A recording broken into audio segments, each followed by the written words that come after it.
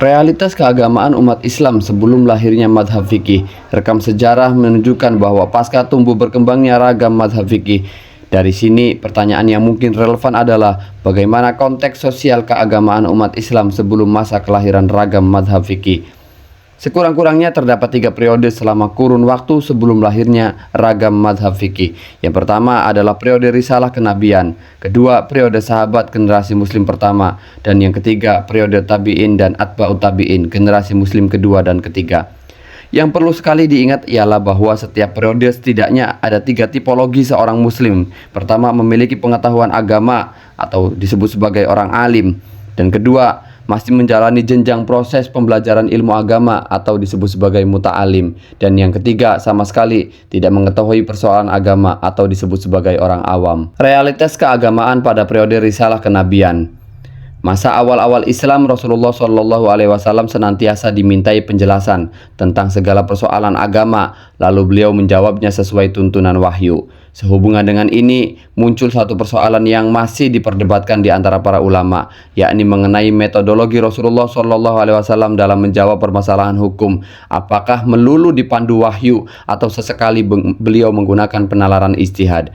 Akan tetapi, bagaimanapun teknisnya, Rasulullah SAW merupakan pemegang otoritas tunggal dalam menjawab semua permasalahan agama, karena beliaulah yang pertama kali mengemban tugas memberikan fatwa-fatwa agama. Syekh Ibnu Qayyim Al-Jauzi mengatakan, "Awwalu man waqa'a 'anillah war rasul aw mangsibun nabi sallallahu alaihi wasallam fit tablighi wal ifta." Orang yang pertama kali ditugaskan oleh Allah Subhanahu wa taala untuk menyampaikan ajaran agama dan berfatwa adalah Rasulullah sallallahu alaihi wasallam.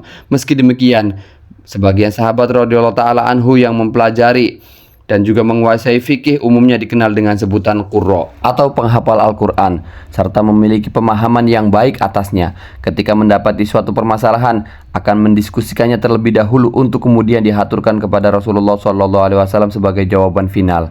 Mekanisme pembelajaran agama pada saat itu dilakukan dengan cara menghadiri pertemuan halaqah atau simposium yang dibina dan diasuh oleh Rasulullah sendiri di dalam masjid yang pada saat itu menjadi pusat pendidikan dan pengembangan ilmu agama. Di samping itu, metode pembelajaran ilmu agama yang diterapkan oleh para sahabat ialah dengan menghafal Al-Quran dan mendengarkan hadis atau fatwa Nabi Muhammad SAW dalam mengambil kebijakan hukum. Walaupun Rasulullah SAW menduduki posisi sebagai rujukan utama, namun sesekali beliau memberikan otoritas kepada salah seorang sahabat untuk melakukan ijtihad dan mengeluarkan fatwa-fatwa agama. Hal itu memang diproyeksikan untuk melatih kreativitas mereka dalam merespon problematika yang terjadi, sehingga pada akhirnya kemampuan berijtihad mengakar dan mengkarakter dalam diri mereka. Di antaranya ialah Uqbah bin Amr radhiyallahu taala anhu yang oleh Rasulullah SAW pernah diberikan otoritas untuk menyelesaikan konflik di antara 2 orang yang sedang berseteru. Kepada Uqbah bin Amr, Rasulullah SAW bersabda, "Wahai Uqbah, tanganilah masalah ini berdasarkan ijtihadmu." Segera Uqbah bin Amr menimpali, "Duhai Rasulullah, engkau lebih pantas daripada saya." Kemudian Rasulullah SAW memberikan dukungan moral seraya menjelaskan, "Wa in kana iqdi bainahuma fa in ijtahadta fa asabta falaka asyratu ujurin wa in ijtahadta fa akhtata falaka ajrun wahid." Memang benar demikian, akan tetapi putuskanlah urusan mereka. Jika kamu melakukan ijtihad dan hasilnya benar, maka kamu akan mendapatkan 10 pahala, dan jika hasilnya adalah salah, maka akan mendapatkan 1 pahala. Hadis riwayat Ad-Daruqutni. Amr bin As radhiyallahu taala anhu dan Maqil bin Yasar radhiyallahu taala anhu juga pernah diberikan mandat yang sama. Namun karena tidak percaya diri, ia mengatakan, "Kapasitas yang kami miliki tidak memenuhi standar kualifikasi ijtihad, duhai Rasulullah." Segera Rasulullah SAW menjawab keraguan itu seraya bersabda, "Allahumma al-qadi ma lam yahif amdan."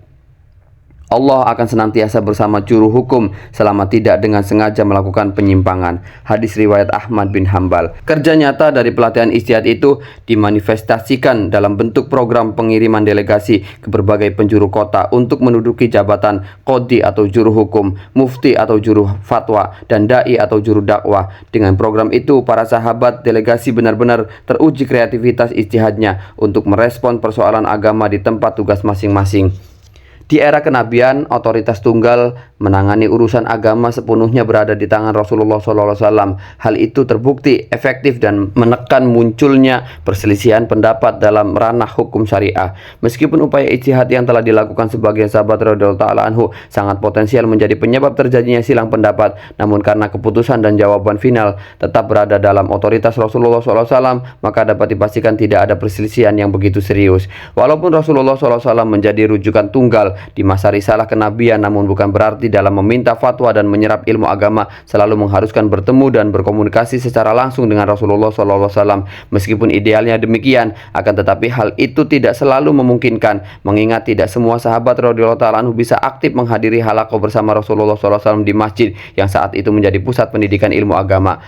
Karenanya, untuk mengantisipasi supaya tidak melewatkan begitu saja wawasan keagamaan maupun fatwa-fatwa dari Nabi Muhammad SAW, sebagian sahabat radhiyallahu ta'ala anhu yang tidak bisa aktif dan berhalangan hadir di halaqah tersebut akan menjalin kesepakatan satu sama lainnya untuk datang bergantian. Tujuannya agar pihak yang berkesempatan hadir dapat menyampaikan ulang materi yang disampaikan Rasulullah SAW kepada pihak yang tidak hadir, sehingga dalam konteks ini pihak yang berkesempatan hadir berperan sebagai mediator atau antara Rasulullah SAW sebagai pengajar dan pihak yang tidak hadir sebagai pelajar. Metode ini kerap kali dipraktekkan oleh sahabat Umar bin Khattab radhiyallahu ta'ala anhu bersama tetangganya lantaran kesibukannya mencari nafkah. Di antaranya ialah Al-Barra bin Azib radhiyallahu ta'ala anhu yang di tengah kesibukan aktivitasnya sebagai pengembala unta masih tetap bersemangat menyerap ilmu agama dengan cara mendengarkan hadis Nabi Muhammad SAW dari rekannya yang berkesempatan hadir di majelis Rasulullah SAW. Metode ini memang umum diterapkan oleh kebanyakan sahabat, sedangkan umat Islam yang tinggal di daerah yang jauh dari lingkungan Rasulullah SAW juga tetap memiliki akses untuk mendalami ilmu-ilmu agama melalui perantara para delegasi yang diutus oleh Rasulullah SAW ke daerah-daerah tersebut, seperti Sayyidina Ali bin Abi Thalib radhiyallahu ta'ala anhu bersama sahabat Mu'adz bin Jabal radhiyallahu ta'ala anhu yang ditempatkan di negara Yaman, Attab bin Asid radhiyallahu ta'ala anhu yang ada di Mekah, Abu Ubaidah bin Al-Jarrah yang di Suriah, dan lain-lain. Lalu bagaimana realitas sosial dan keagamaan pada era sahabat setelah Rasulullah wafat? Pasca wafatnya Rasulullah SAW, tampuk kepemimpinan dualisme antara agama dan negara diserahkan kepada para sahabat radhiyallahu ta'ala anhum, khususnya Khulafaur Rasyidin. Maka dari itu secara otomatis posisi sebagai sumber rujukan utama dalam fatwa-fatwa agama sepenuhnya beralih kepada mereka. Dalam upaya pemecahan suatu masalah, para sahabat Khulafaur Rasyidin sangat bersikap demokratis, lebih mengedepankan prinsip musyawarah. Mereka adalah para yuris muslim atau fuqaha yang memposisikan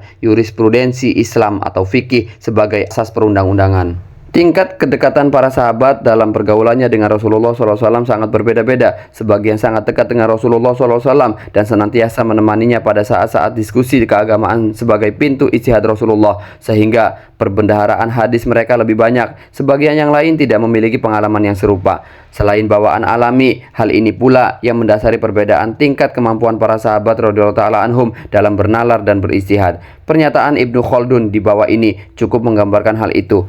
Tidak semua sahabat memiliki kemampuan mengeluarkan fatwa-fatwa agama, sehingga tidak semua dari mereka dapat dijadikan rujukan dalam agama, karena otoritas itu terkhusus kepada mereka yang telah menghafal Al-Quran, mengetahui nasih mansuh, muhkam mutasyabihat dalam Al-Quran, dan memahami kandungan Al-Quran berdasarkan yang mereka tangkap dari Nabi Muhammad SAW atau dari sahabat lain yang lebih senior. Umumnya mereka dikenal dengan sebutan Al-Qurra. Mengutip keterangan Syekh Dr. Said Ramadan Al-Buti bahwa mayoritas para sahabat menganut sistem taklid dalam beragama karena tidak memiliki kualifikasi beristihad. Fenomena itu tidak pernah menemukan pengingkaran dan larangan daripada cendekiawan sahabat radhiyallahu ta'ala anhu atau ulama as-sahabah, yang artinya mereka merestui dan memaklumi hal itu. Bahkan dalam merespon persoalan agama, para cendekiawan sahabat radhiyallahu ta'ala anhum tidak merasa perlu menyetir dalilnya. Meskipun demikian, di era kepemimpinan Khalifah Abu Bakar dan sahabat Umar radhiyallahu ta'ala anhum, perbedaan pendapat dapat dibendung dengan sempurna sehingga relatif sedikit. Hal ini cukup beralasan mengingat tokoh-tokoh besar sahabat masih berada dalam radius yang dapat dijangkau dan sangat memungkinkan berkumpul melakukan ijtihad kolektif atau ijma.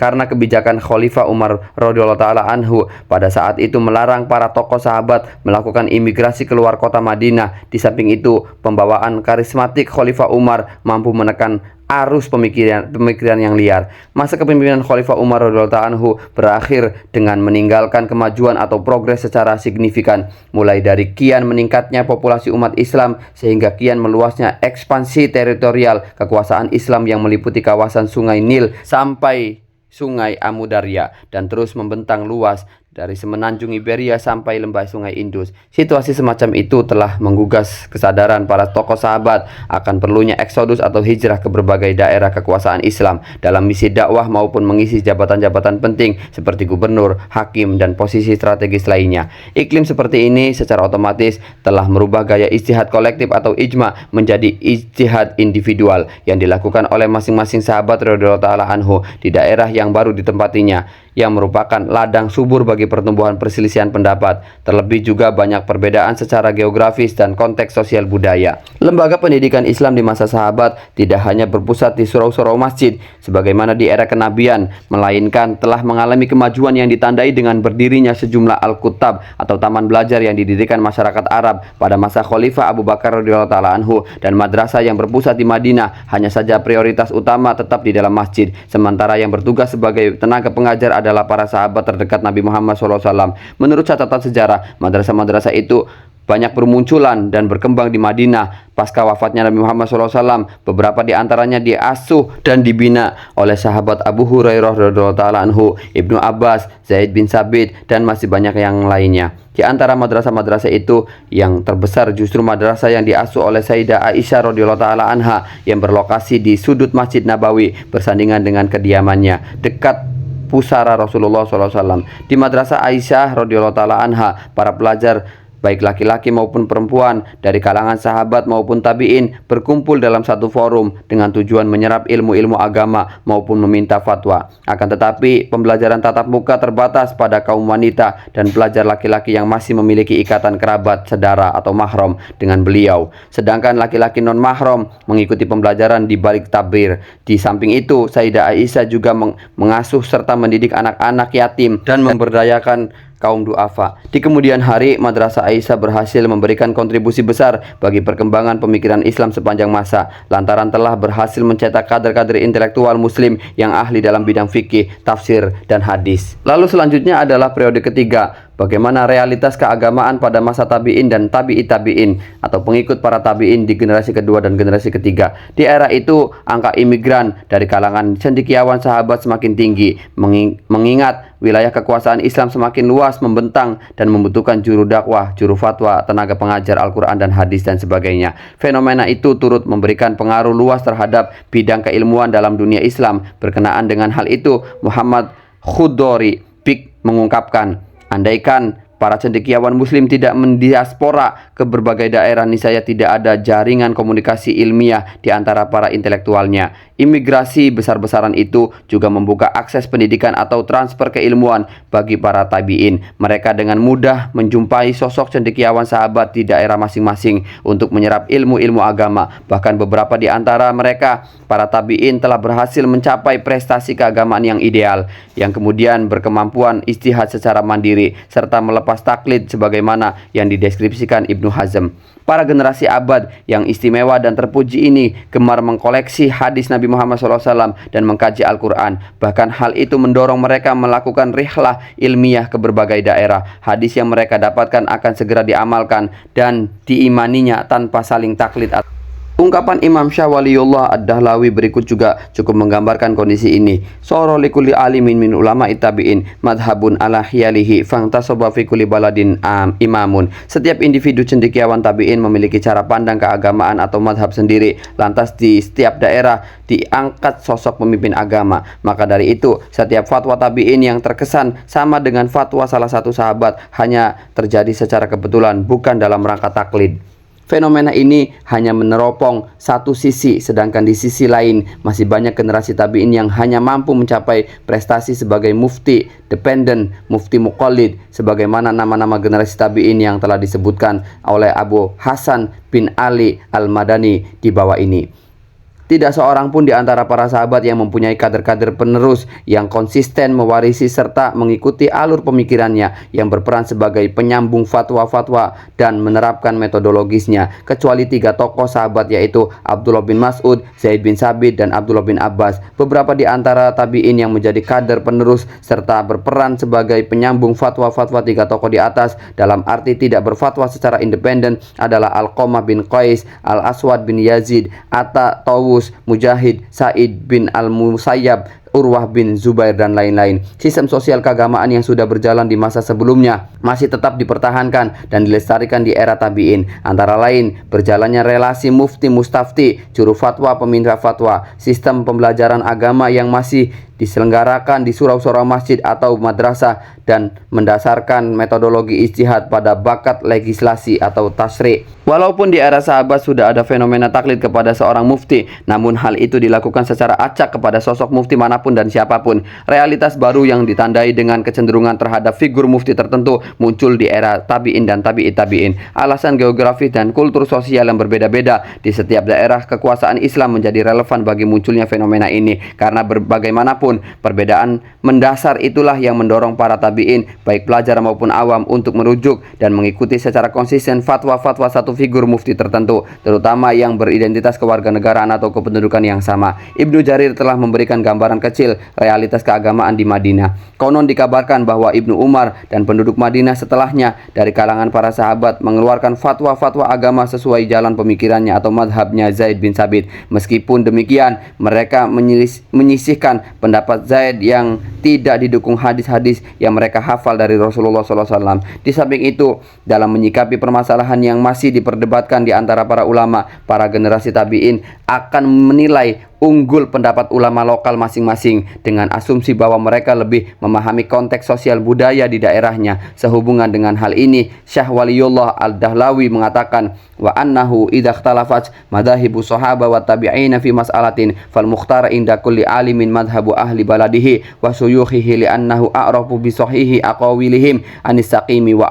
ali usulil munasabati laha wa qalbuhu amyalu ila fadlihim wa tabahurihim. Jika terjadi perbedaan pendapat di antara cendekiawan sahabat dan juga tabi'in dalam menyikapi suatu masalah, maka pendapat yang dijadikan referensi oleh kalangan terpelajar atau tabi'in junior adalah pendapat ulama lokal masing-masing, karena ia lebih otoritatif dalam menilai sahih dan tidaknya pendapat mereka berikut metodologinya. Di samping itu, hatinya yang terkesan dengan kelebihan mereka berikut wawasannya yang luas. Di era tabi'in dan tabi'it tabi'un, pemikiran hukum Islam dibayang-bayangi oleh 2 studi pemikiran yang menjadi basis ijtihad para sarjana hukum. 2 studi pemikiran inilah yang menjadi embrio lahirnya madhab-madhab fikih yang dikenal sampai sekarang. 2 studi pemikiran yang dimaksud ialah studi pemikiran yang bercorak luas dan basis penalaran rasional, meliputi kias dan penelitian tentang tujuan substansial sebuah hukum berikut alasan-alasannya. Studi pemikiran yang pertama ini populer disebut dengan Madrasah Ahlur Ra'yi yang berkembang di Irak, dan yang kedua adalah studi pemikiran yang cenderung menjaga jarak terhadap basis rasionalitas dan hanya bersandar pada nas-nas suci dan bukti-bukti asar atau khazanah tradisi Nabi Muhammad SAW atau generasi muslim awal. Studi pemikiran yang kedua ini dikenal dengan sebutan Madrasah Alul Hadis yang berkembang dan populer di Hijaz.